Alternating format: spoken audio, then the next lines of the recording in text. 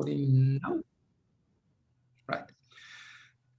So good morning, everybody, and welcome to this monthly meeting in the Singapore Science and Technology Diplomatic Circle. We've had, this is the 8th meeting this year, all virtual, obviously. And the meetings is for the science and technology diplomats or the interested diplomats in Singapore. We do have these meetings on a regular basis to get updated on what's happening in the science and technology space in Singapore. We have meetings with the government agencies, but also with companies in different themes. So I'm Per Christer Lund. I'm from the Norwegian Embassy. And we also have with us Craig Wetmore of the US Embassy, and Amy Kaneko from JST, Japan Science and Technology Agency. In addition to that, we have Joël Brunner of the Swiss Embassy and Shamira Lesigny from France Embassy as the co-chairs for this circle. The theme today is about the electricity market or the electricity space in Singapore. And we divided into 2 thematic areas. We'll have Mr. Jomar Eldøy, who is one of the electricity retailers from Ohm Energy, to tell us about a bit of the history of the electricity market and its deregulation in Singapore. And then we have Sau Sheong Chang, who is the CEO of Singapore Power Digital, SP Digital, that is offering digital solutions related to electricity consumption and probably electricity production as well. But we'll hear more from Sau Sheong what kind of services they have. We will have two presentations, and I suggest that we save our Q&As for the end. So we do the 2 presentations successively, and then we have a discussion or questions Q&As after that. So I will, without further ado, I will give the word to Mr. Jomar Eldøy from Ohm Energy. He's a co-Norwegian as well. We've known each other for many years. Jomar has been in Singapore and Southeast Asia for ages. And prior to that, he is one of the really experts and knowledge masters of electricity deregulations from many years ago. So Jomar, if you can take us through a little bit of the background and the history and the status of the electricity market. And I understand you are in a bit of a squeeze today, the last couple of weeks, due to extremely high and volatile electricity prices. Maybe you can explain a little bit of that, how that comes around as well. So Jomar, it's yours. Thank you for that nice introduction, Per Christer. As you mentioned, I'm the managing director of Ohm Energy, a retailer we set up as the market finally opened up to households. The last group of people that would let me share my screen, that would get access to the market. And oh, there we go. Okay. And as Per Christer mentioned, I started my career in electricity markets and liberalizing markets in 1992 in Norway. I was trading financial derivatives, and a friend of mine that worked in the electricity industry asked me if I could use financial portfolio theory on a portfolio of electricity contracts. And that was the beginning for me. Excuse me? Can I just ask everyone to mute their microphones, please? We have a bit of background noise.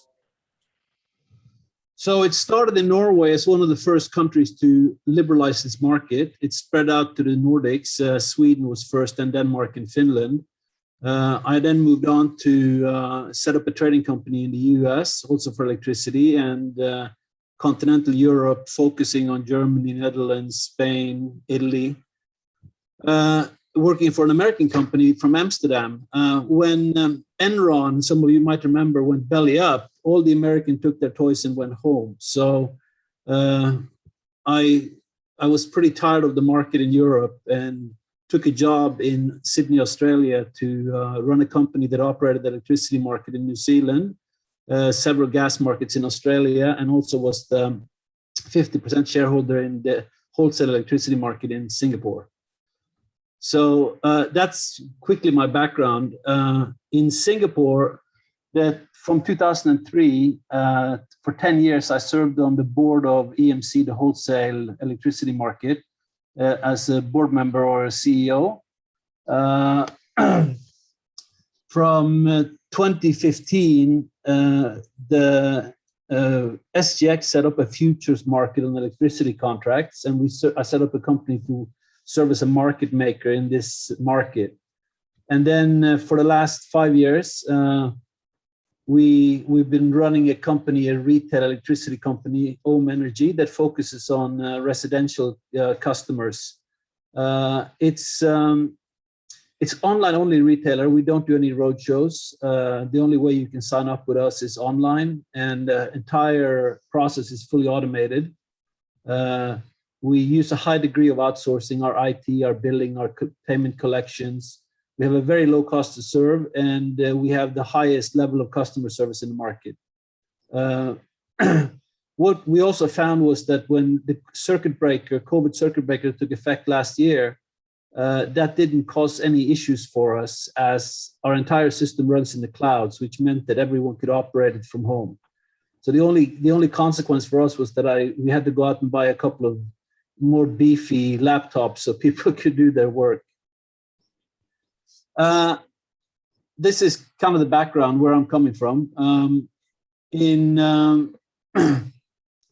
the Singapore electricity market basically goes back to 1995. Like many developed nations, Singapore also started looking at liberalizing its electricity markets in the 1990s. And in 1998, you got the first day-ahead market, and PUB, which had owned all generation up until 95, basically then split that out into 3 generation companies. 2001 was kind of a milestone year, because that was the year that the Energy Market Authority, the regulator, was formed. EMC, the wholesale market operator, was set up, and the regulator, the retailer, SP Services, came about. At the same time, the ownership of those 3 companies got transferred to Temasek. And the first tranche of contestable consumers was also announced, and those were those consumers that used more than 2 megawatt of electricity. So that meant that in 2001, there was 250 eligible customers in Singapore. In addition to those 3 companies, Semcorp also participated in the market from 2001.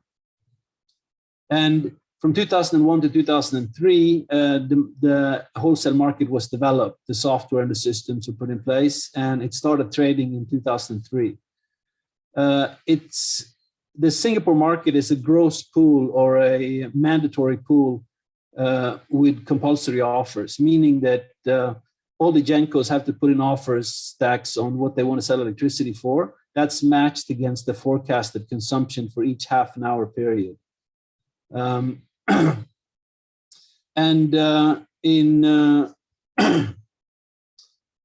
in 2003, what we also saw was they opened up the market to in June and December to smaller customers. This led to that at the end of 2003, 75% of the consumption in Singapore was contestable. That didn't mean that everyone could join the competition, but that meant everyone had the chance to join that competition and take part in this market. In 2004, we also had a milestone development, and that was that we saw vesting contracts introduced. And this was a means of have a predictable cost for those consumers that were non-contestable. So this basically was the base element of the tariff, the regulated tariff that we still have today. And this is the price that those that are not contestable or choose not to be contestable would pay in the market. So this is also done in the early days, 2003, 2004. In 2006, we see the first new player enter the market, and it's not an unknown entity in Singapore, it's Keppel that builds a plant and starts participating in the market.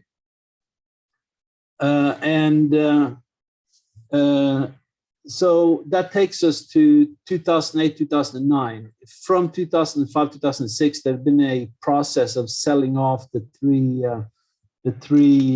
Gencos split out from PUB back in 1995 and transferred to Temasek in 2001.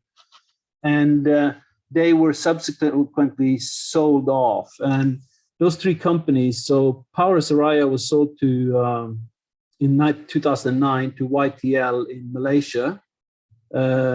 Senoko was sold in 2008 to a consortium led by Marubeni, and also were GDF Suez or NG today to part. And Tuas was sold to China Huang Group. So at that point in time, all those three original PUB companies were sold to foreign interests.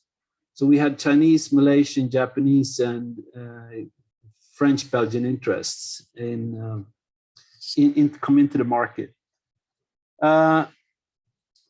What we see next is that Singapore was somewhat concerned with the access to fuel, because from the 90s, where a lot of the production was oil, we'd moved on to gas turbines, and we enjoyed import from Malaysia and Indonesia.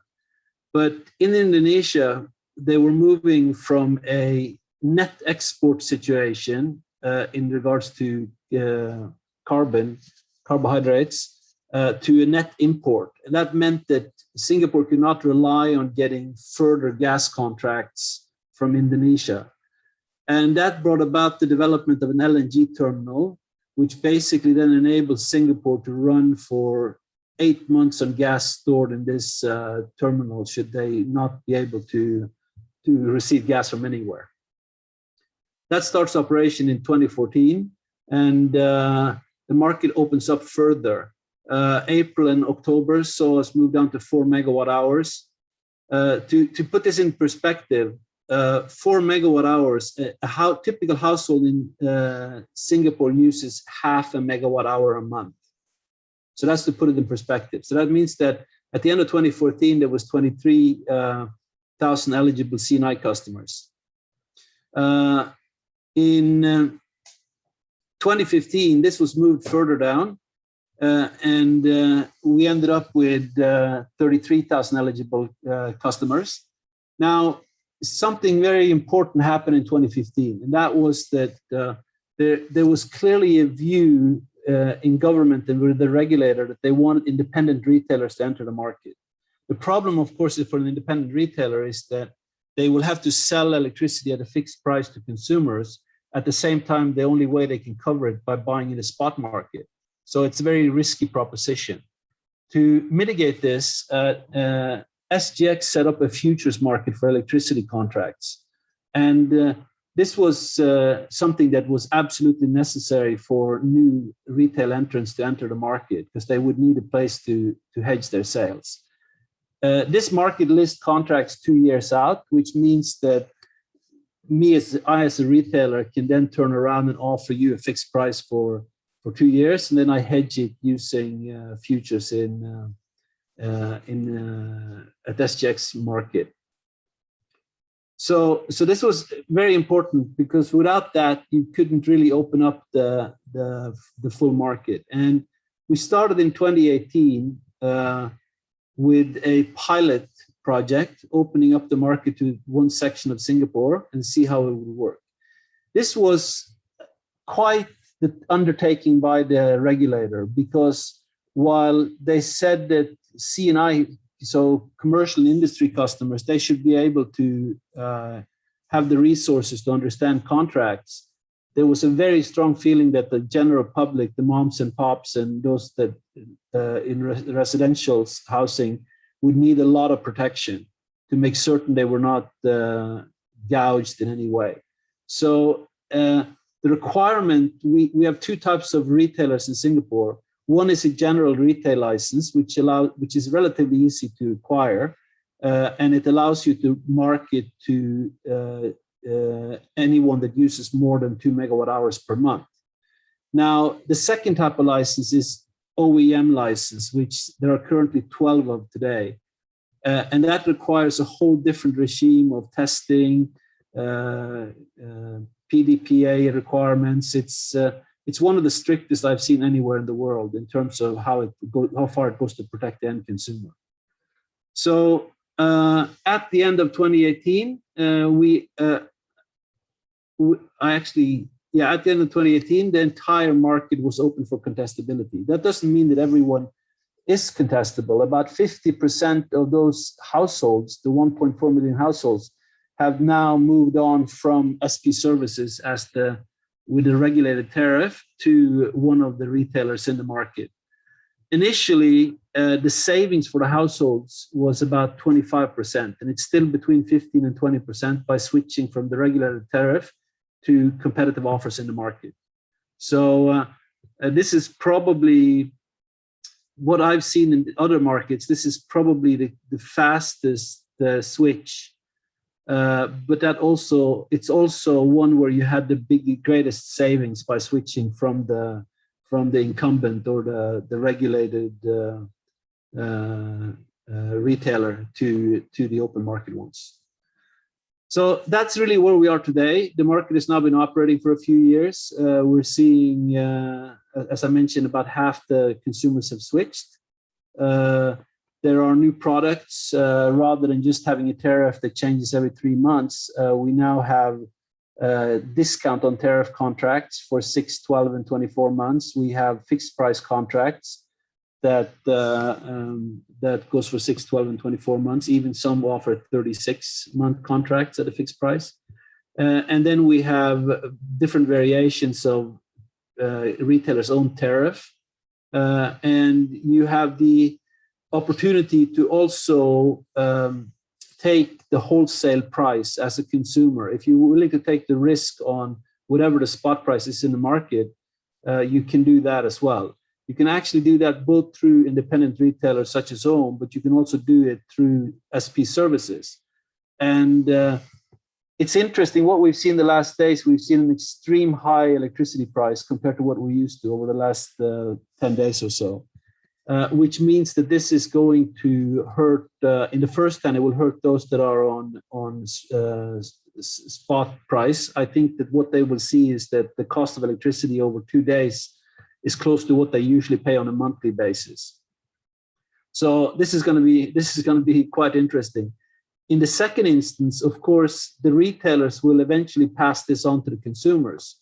So this is something that's of concern to pretty much all the participants in the market, and that is that the cost of electricity, when it gets too high, that hurts the consumer in the end, because they will eventually have to pay for it one way or another. So that's where we are today. I want to say a few things about the market. This is a very not complicated picture, but it's very, very crowded. We basically have generators on the left side, and if you follow the blue line, that's actually how the electricity flows. It flows over the grid, and then it goes to the consumers on the right-hand side. However, it's all settled through the wholesale market, the energy market company, EMC. And so all the generation that the generators produce have to be offered in that market. That sets the price, and that's what they get paid for the delivery.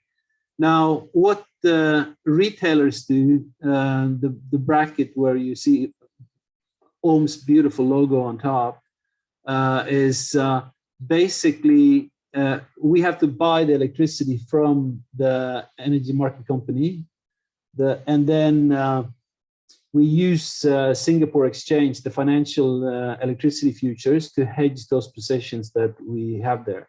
We are then the ones that actually bill the consumers, depending on what kind of contract they have. So if they have a fixed price, it will be how many kilowatt hours you use that month, multiplied by the price, your contract price. Quite straightforward and quite simple. So I don't know how deep I should go into this picture, and I think my time is up. So I think I'll leave it there, and happy to take questions. Yes, thank you very much, Jomar. This is a fascinating story. It also resembles some of the other deregulated markets around the world. But I believe that Singapore is even now probably, well, it's one of the very, very few deregulated electricity markets in Asia. I think Philippines and Japan, perhaps. Japan is moving in that direction. Can you say something why Singapore did that deregulation and the rest of Asian countries has not? Well, I think it's relatively straightforward. If you look at Singapore in the 1990s, they were more, in terms of the maturity of the economy and how the market operated, they were closer to many of the developed countries in the West than they were to their neighbors, which meant that they started to they're looking at the same things that was being looked at in the US and Europe and Australia and New Zealand. So they looked at that. They modeled their market on New Zealand, which made sense because New Zealand is also an island. And by an island, we don't mean physical island, but it means it's not interconnected and it cannot get power from anywhere else. And the same goes for Singapore.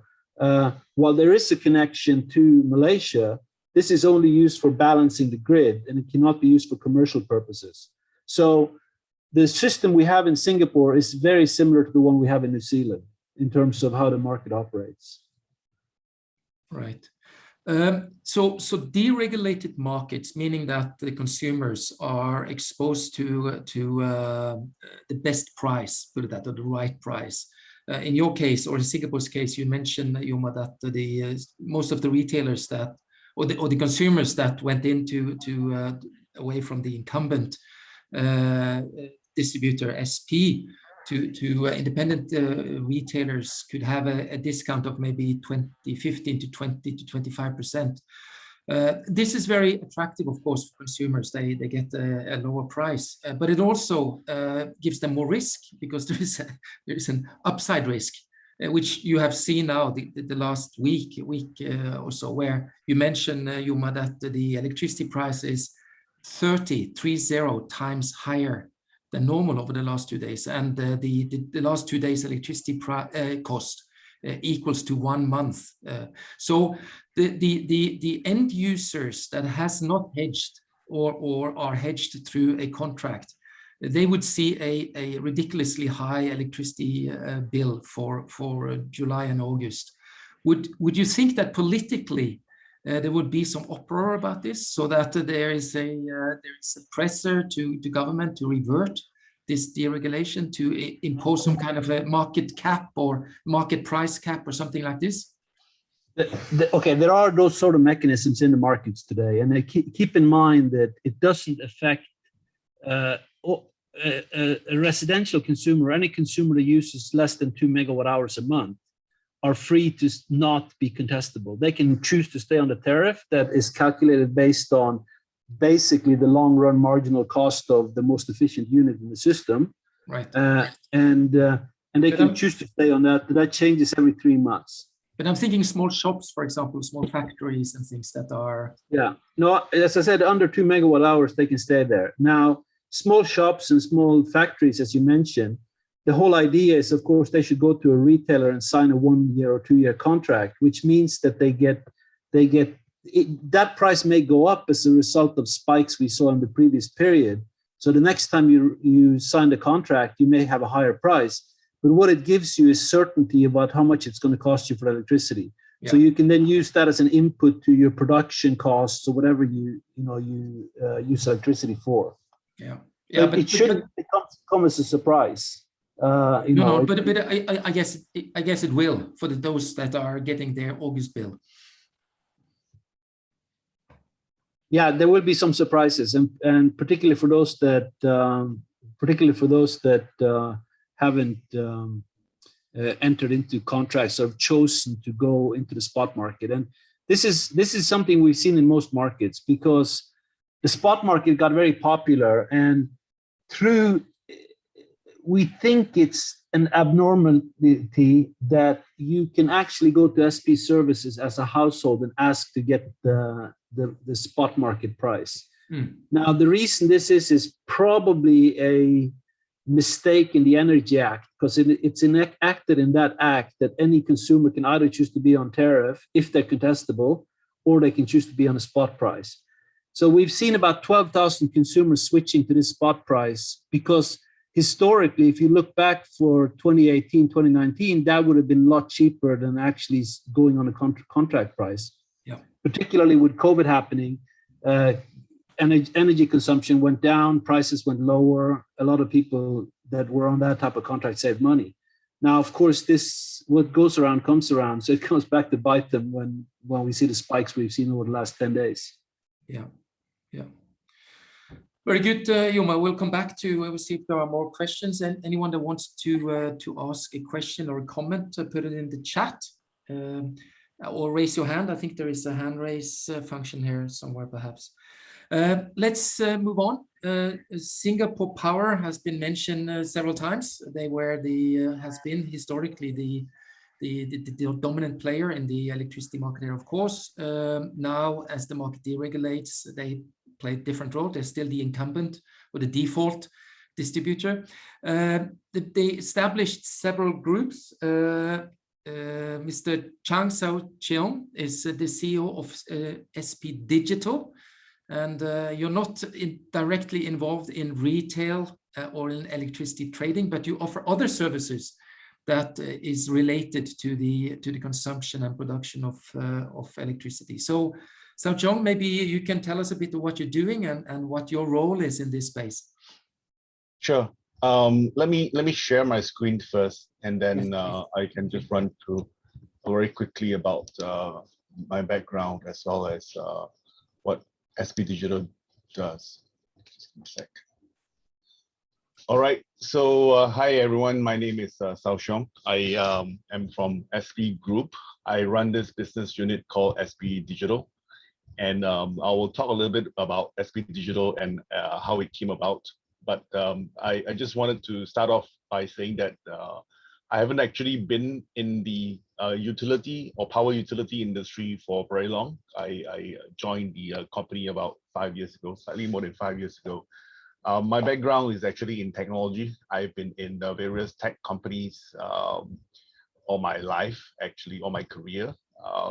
My last job was actually running a product software engineering team for PayPal. So, and then before that, I was in companies like Yahoo, HP, running a software lab, and then various startups, and then so on and so on.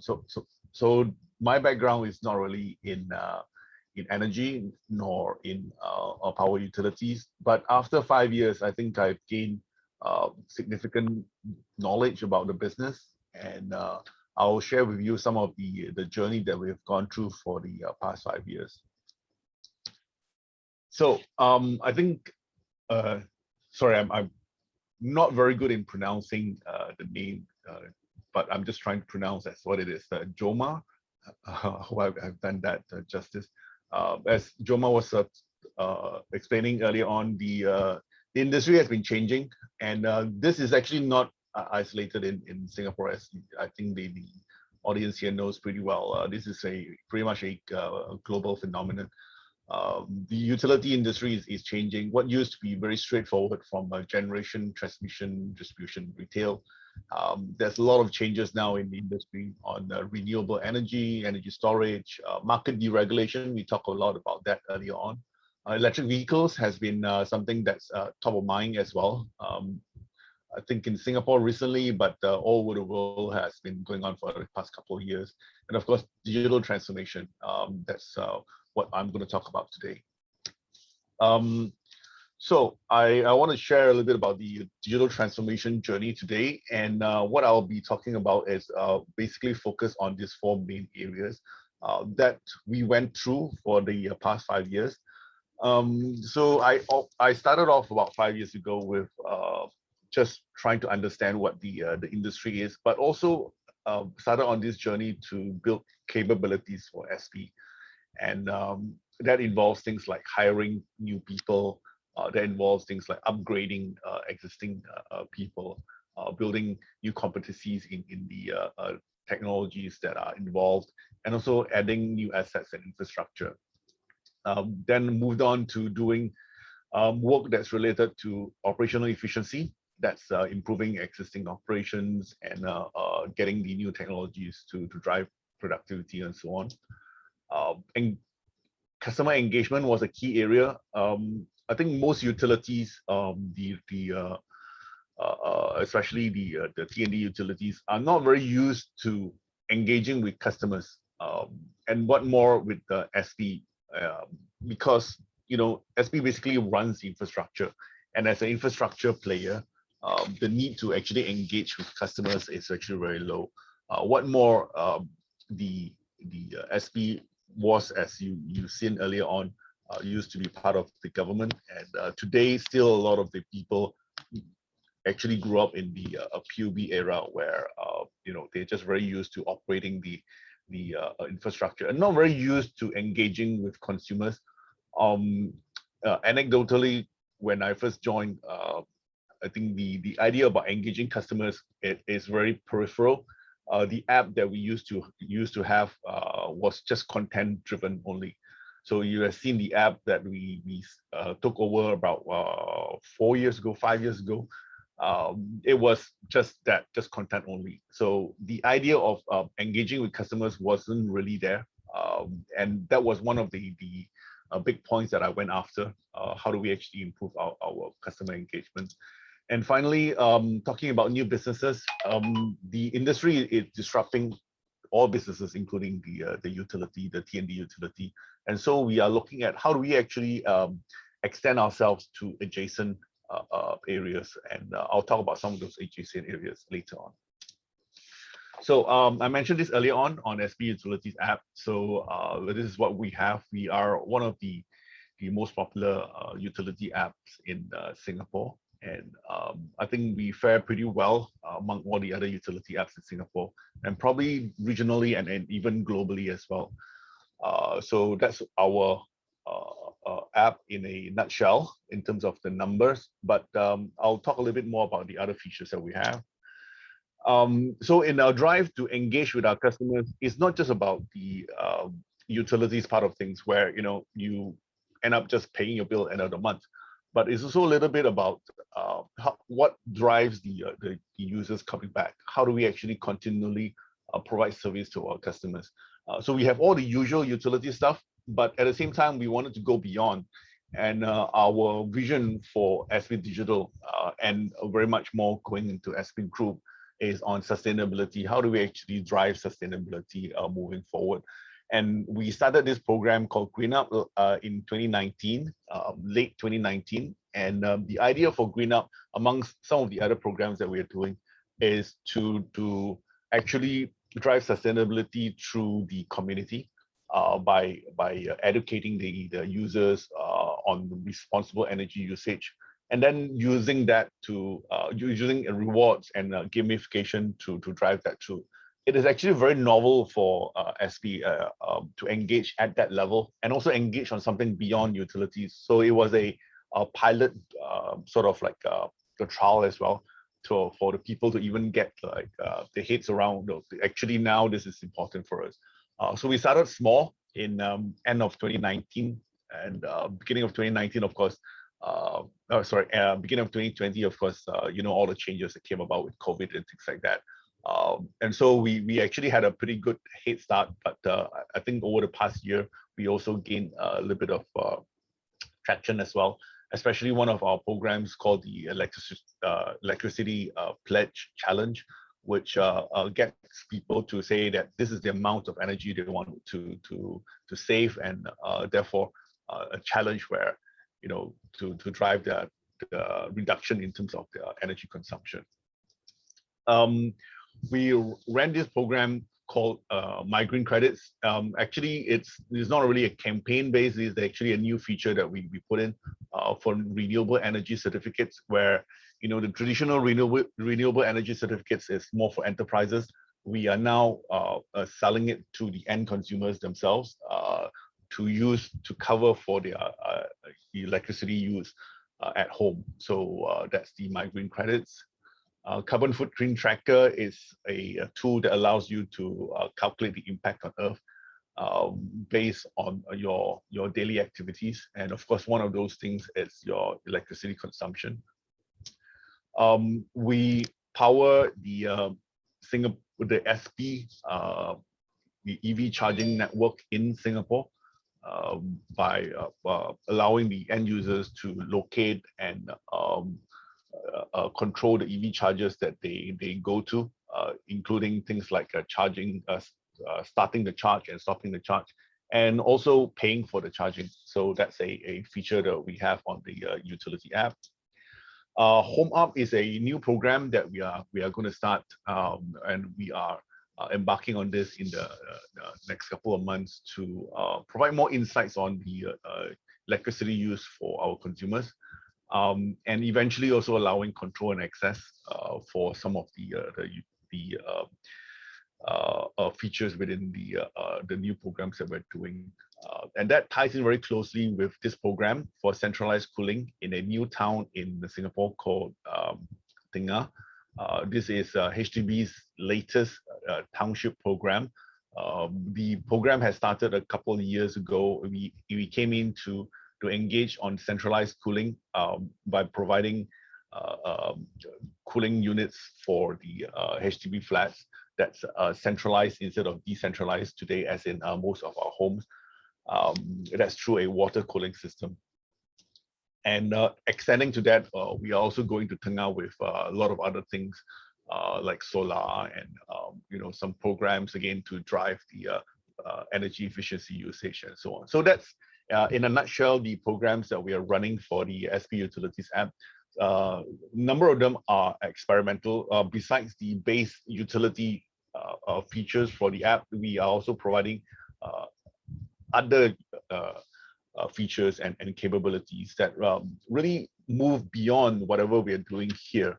One of the later ones that I didn't actually have the opportunity to put in the slides yet is a project that we're working with the Building Construction Authority, BCA, in Singapore, where we are trying to put the SP Utilities app beyond residential, but going on to commercial buildings. And we are embarking on this program to go into the commercial buildings, starting off with NUS, 2 buildings in the NUS at the National University of Singapore. So that's the app. Next, I'll talk a little bit about some of the new products that we have come up with. So over the years, as we were doing the digital transformation, we actually came out with a number of products that come out with a number of capabilities. And as time goes by, we actually tried to go out as well to try to engage with new customers and try to see whether these would interest them. We found that some of these features and capabilities are products and capabilities are actually of great interest to them. And therefore, about 2 years ago, beginning of 2019, we started spinning out this new set of products. And of course, we then started with this new branding called SP Digital, which eventually I was chosen to drive that as the new CEO for this new business unit. And those products that we came out with, after a while, what we did was we collated all of them under a suite of products, which we are calling today Green Energy Tech, or GET, which puts together all of these products that we found useful, or our customers find useful. And this is really for the built environment, which is commercial and industrial buildings.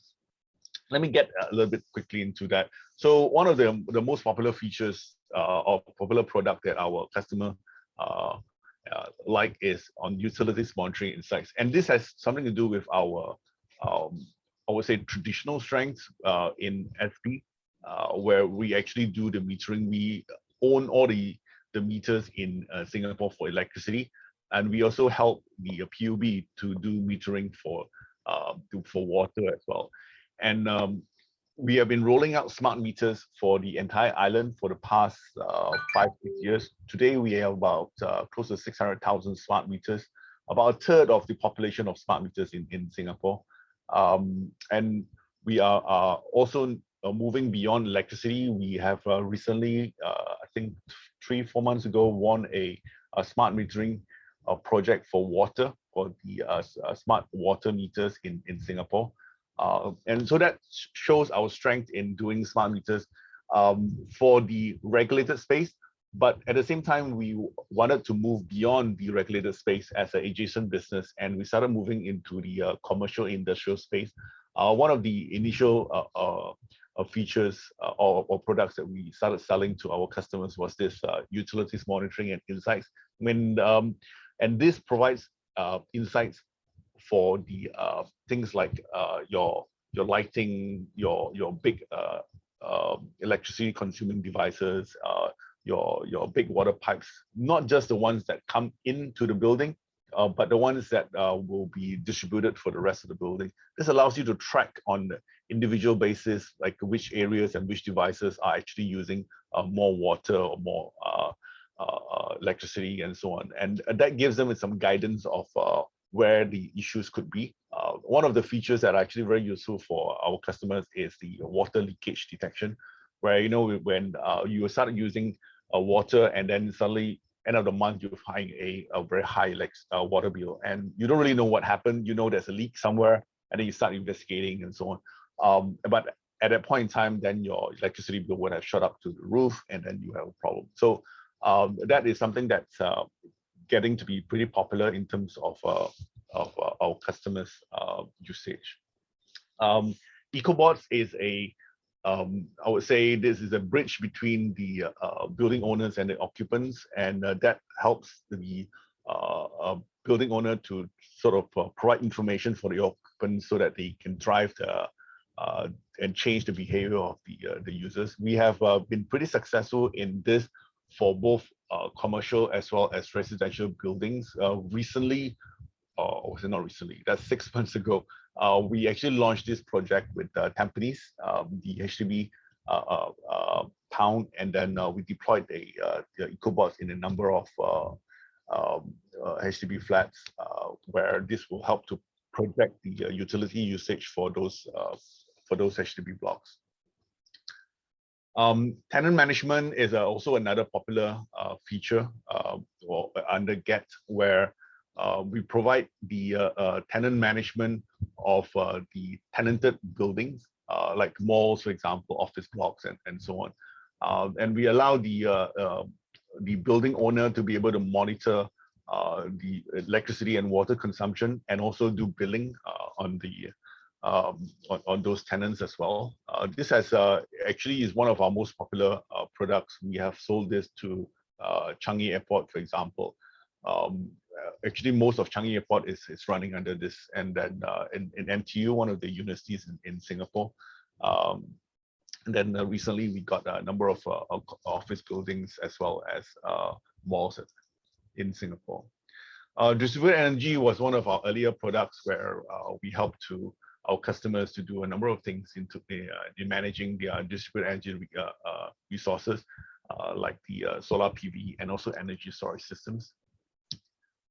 Mobility, as I mentioned before, we manage or we help the customers to locate the EV chargers, and also help them to start and stop charging and then do payment. But behind the scenes, we also have the system to manage all the EV chargers that are deployed out into the network. Of course, our first deployment is our own EV charging fleet, but more and more we are actually looking at some of the other players who are coming to the market, who either want to use our EV charging network and therefore integrate with our backend software, or they actually want to be a charge point operator themselves, but they don't have the software. Then what we're doing is also provide this service as to this charge point operators. Yeah, this talks a little bit about our EV charging network, our charging platform, and then the REC platform, where we built this a few years ago to democratize the renewable energy certificates. This uses a blockchain that it's very much a focus on energy. It's called the Energy Web Foundation, and the chain is called the Energy Web Chain. That allows this allows us to sort of buy and sell renewable energy certificates within Singapore, but also outside of Singapore. So you could have producers of renewable energy placing the RECs on the marketplace, and then buyers actually buying the RECs on the same marketplace. And one of the users of that is actually My Green Credits, which I talked about earlier on in the SV Utilities app. Okay, so that's very much on the new businesses. I didn't talk too much about the operational stuff, so I'll just briefly mention that. So we did a lot of stuff in the initial years, and continually as we are moving towards doing more things. So one of those things that we did was to help with meter operations by building an AI engine to help to reduce the number of false alarms when meters, there are problems in meters and so on. We have intelligent condition monitoring that's all around the world, all around the island, on the gas network, the electricity network, and even on our district cooling as well. Solar PV operations, we are doing this for our own buildings, some of them which are solar panels. We're also doing it for our customers, two of our customers, like Sembcorp Marine, a shipyard, and as well as Katunasi, which is a warehouse on Jurong Island. And we recently also signed off a phase 2 for Sembcorp Marine. Sorry about that. And next, on the gas network. So I think the little known fact, most people associate SP with the electricity network, not so much on the gas network, but actually we manage the gas network as well. And we deployed a digital twin for the gas network to help model the network, but also to provide anomaly detection using the gas pressure on the network. Energy optimization using ESS, something we've done for our customers, Sembcorp Marine. Chiller optimization, something we're doing for ourselves in the district cooling plant in the Marina Bay area. Microgrid optimization, where we are doing a number of things with a few customers. One of them is SIT, the Singapore Institute of Technology, a university that's up and coming to be completed by 2023. So we are the energy manager for that, and the algorithm and systems behind that is by SP Digital. And just a flash of some of the customers that we have today. It's a bit old, actually. We have a few more new customers and that, but just to flash it out. So that's the end of the slides, and you can ask me questions or anything. Thank you very much, Sau Sheong. Quite a comprehensive portfolio that you have built up over this last 5 years. I think you said you were in this business. So congratulations to you. And there's still quite a lot of things to do. We don't have any questions yet. Anyone that wants to come with a comment, a question, just take the camera and unmute. I have one. We have just a few minutes left. I have one question for you regarding the renewable energy certificates. Renewable energy certificates normally it's an incentive to develop new renewable sources, and to have a well-functioning market, you need to have quite a percentage of renewable energy in the energy mix. In Singapore, that is rather limited, isn't it? I mean, it's just a few 1, 2, 3%, and the theoretical potential is also limited. Most of the energy production here still relies on imported natural gas. So have you seen that the RES, is it a popular commodity the certificates, does it drive an investment in new renewable, you think? That is actually a complicated topic to talk about. There's actually a lot of complexities in this market. In general, what you just said is true. It is really to drive the I would say the building up of new renewable generation and so on. And in Singapore, we do lack that. I think in Singapore, the only viable renewable source is solar. There's actually nothing else. No wind, Right. no nothing else, right? And there is a lack of RECs in Singapore, which explains why in our marketplace, the Singapore RECs are one of the most expensive. And it's only in some cases that people actually, people even who have solar panels or generating from solar are selling RECs, because if they do sell the RECs, they can no longer claim to be using green energy anymore. So that's part of the problem. It's only for cases where then they are generating renewable energy, then they have a spare, they have extra where they are not actually consuming, then they would be able to sell the REC. So in some cases, like for example, our customer Katunasi on Jurong Island is a warehouse. They actually built a massive solar plant on top of the rooftops, and the generation exceeds whatever they can consume. Like so, the RECs that they generated, the spare RECs that they generated, they actually put out on the market, and it's expensive compared to say RECs that come from other countries. Right. So we don't really have solar farms, not too many anyway. I mean, there was one of the biggest that's launched on the floating solar at the Tengah Reservoir. Yeah. But that's more like a exception rather than norm. So if you look at some of the projects that we have on our app, and you look through the list, actually the ones that are cheaper are overseas. Like we have Vietnamese solar farms, Thai wind farms and stuff like that, and the RECs there are a lot cheaper. So that is what people who actually are interested in driving some of these things will be using. But so who would buy local RECs? It's like, if it's so expensive, then who would want to buy it? Like, there are actually regulations, or there are actually certain compliances that not exactly regulations, but like for example, if you join the RE100, which is a organization that to drive renewable energy, and the mandate for that is that you need to use local solar, right? So therefore, if you cannot generate or you cannot produce solar, then you are allowed to buy RECs. But those RECs that you buy need to be local. Yeah. Like, so in those cases, then if you want to be part of the RE100, like DBS Bank, for example, they are part of the RE100, they need to buy local RECs. And organizations who want to participate in this RE100, then they also need to be. Then there are other cases similar to this, like corporations, for example. If you are, let's say, Apple, right? So if you build a store and you want to claim that you want to be using renewable energy, you can't really buy from Thailand. So they would need to buy local RECs as well. And those cases where the demand then for local RECs exceeds the supply, that's what drives the prices for RECs in Singapore. Yeah.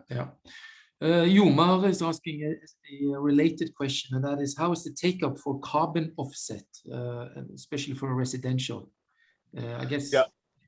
Yeah. So carbon offset is something that we have not started working on yet. So I don't really have too much comments on that. We have been talking with some of the other partners in Singapore, like Sembcorp, for example. They are looking at building something similar to what we're doing at the REC marketplace. Look, I might clarify. Sorry about cutting in, sure. But you have my green credits, right? And that's operational. That's right. The reason I'm asking is because we've offered this type of offset since the market started. And we've seen our uptake increase from about 0.5% of our customer to maybe 1.5% over the years. So it seems that it's actually very hard to get people to commit to it because there's a slight uplift in cost. It is. It is. For our case is what we're trying to do. Sorry, I'm jumping a question a little bit. Maybe I finished the carbon credits one first. But it's very simple. Actually, we don't do anything with carbon credits today, but there are other players in the market who are doing it, like Sembcorp, and we have been talking to them to do some collaboration. But that's not really come up with a full product yet. So there's not a lot that I can talk about. I hope that answers that question. And then on Jomar's case, yeah, my green credits, our take up for my green credits, I think it's slow. But for us, it's not really about it's not a commercial part of it that drives us. Right? We are very much committed to driving sustainability, and I think that's one area that we think we can contribute, because you know, when we want to actually offer some of these things, we are actually not committing anyone to any contract. So you can just buy the racks and use that to apply for your electricity consumption. So we are not a retailer. With SP Digital, it's not a retailer. SP is actually not a retailer either. We are what they call the retailer of last resort. Yep. So we actually can't participate in the market. So we are actually also not encouraging people to get onto you know, the spot price plan that we have. And that's why we don't do any advertising and so on and so forth. Right. So we actually encourage people to go to retailers. That's because part of the national drive to move to the retailers. So on the my green credits, we are doing this because we believe and we are committed to sustainability. It's less of using that to drive the you know, the electricity market for the retail. What I'm hearing is that you have the similar experience to us. We also focus on this, and of course, what we do is we go out and buy offsets for all our own internal use, you know, to make certain we're a green company. But yeah, the same. I think generally, you know, Singaporeans are hard-nosed bunch, right? So the number one question is like, what is it going to do for me? It's like, actually, it doesn't do anything for you personally.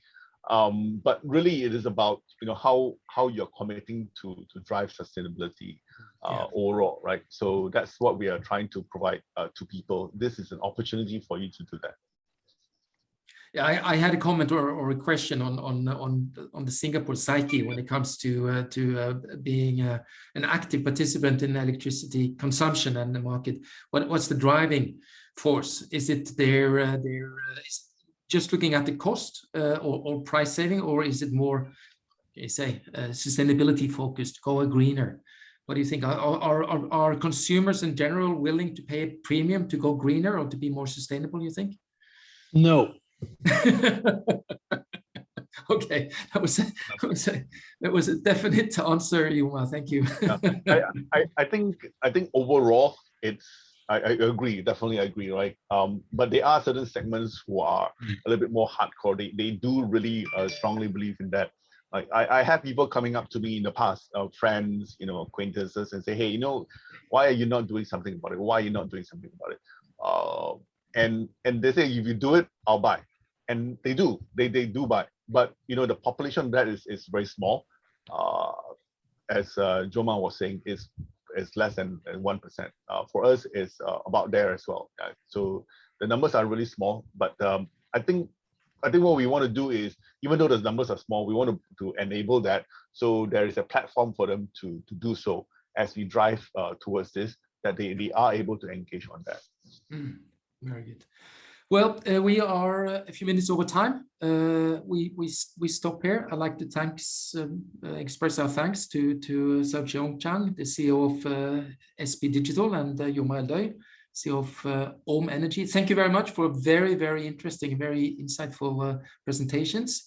This is I learned a lot, and I hope the rest of the community does as well. As I said, we are recording this one, and if we could also share your presentations with the rest of the community, the diplomatic community, would be appreciated. With that, I would like to also thank the participants, and keep an eye on our website. We will post our regular monthly meetings there. If you're interested in joining, we will also send out invitations, and we will send the links to this presentation. So with that, I wish you a very nice Thursday, I hope, and I assume many of you are following the Olympics as well. So there's a bit of distortion there as well. But I wish you a nice Thursday, and stay safe, everybody. Thank you for now. Thank you. Thanks. Okay, bye.